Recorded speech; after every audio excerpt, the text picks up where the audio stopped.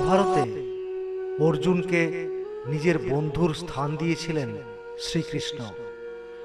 তাই গীতার বাণী হল একজন বন্ধুকে দেওয়া আরেক বন্ধুর জীবনের জরুরি পরামর্শ।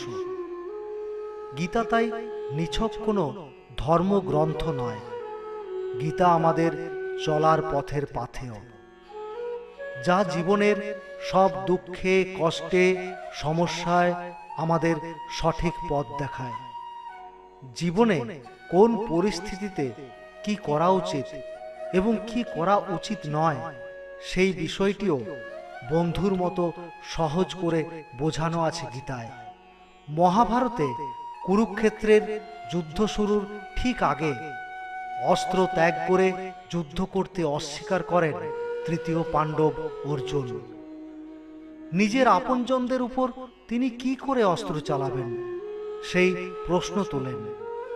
এর উত্তরে অর্জুনকে তার কর্তব্য মনে করিয়ে দিয়ে জীবনে চলার পরম জ্ঞানের বাণী শোনান শ্রীকৃষ্ণ।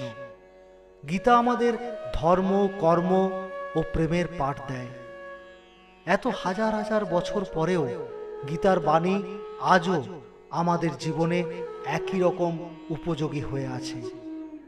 শ্রীমদ্ ভাগবত গীতা মানুষকে তার জীবদ্দশায় এবং মৃত্যুর পরের অবস্থা সম্পর্কেও উপদেশ দেয়। গীতা হল জীবনের শ্রেষ্ঠ দর্শন।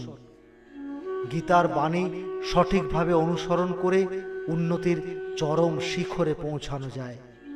গীতায় সাফল্যের পথ দেখানোর পাশাপাশি ব্যর্থতার কারণও বিচার করেছেন শ্রীকৃষ্ণ। কেন মানুষ অনেক সময় অধঃপতনের দিকে এগিয়ে যায়, সেই বিষয়ে তিনি জানিয়েছেন।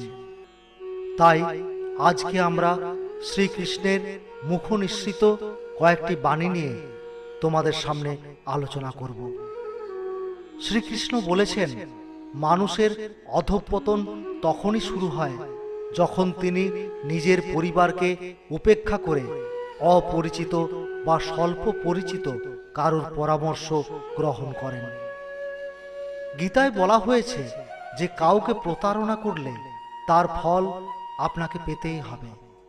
যে মুহূর্ত থেকে আপনি প্রতারণার পথ নিলেন, সেই মুহূর্তে আপনার ধ্বংস দরজা খুলে গেল।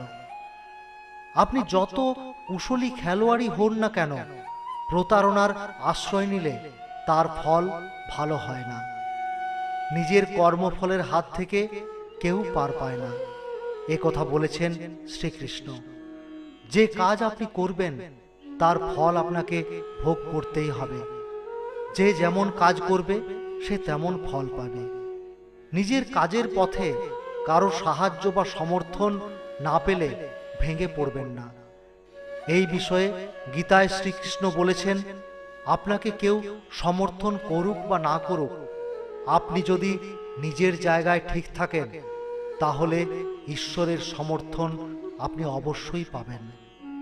শ্রীকৃষ্ণ গীতায় আরো আমাদের বলেছেন, আপনার উপর হওয়া অন্যায় যদি আপনি হাসি মুখে সহ্য করতে পারেন, তাহলে সেই অন্যায়ের প্রতিশোধ ভগবান নিজেই নেন।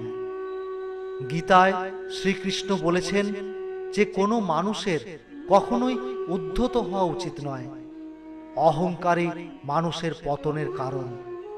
ইগো থেকে আমরা অনেক সময় এমন কাজ করে ফেলি যা আমাদের করা উচিত নয়।